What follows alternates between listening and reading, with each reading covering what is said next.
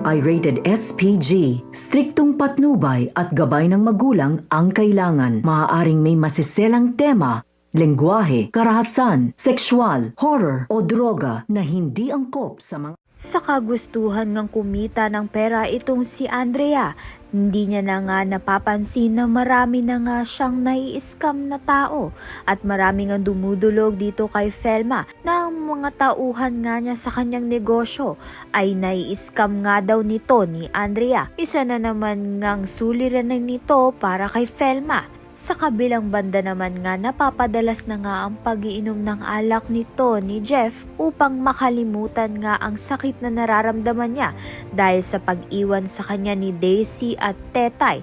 Dahil dito makikita niya nga itong si Manuel at dito nga'y ilalabas nga niya ang kanyang masamang damdamin.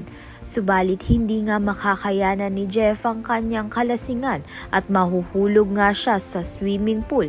At dahil ito ngang si Manuel ay baldado, wala nga siyang kakayahan upang may salba nga itong si Jeff. Subalit pinilit pa rin nga niyang isalba si Jeff at parehas nga silang nalunod.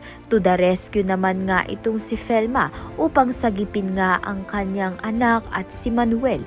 Kaya naman nga't yan at iba pa ang dapat nating pakaabangan.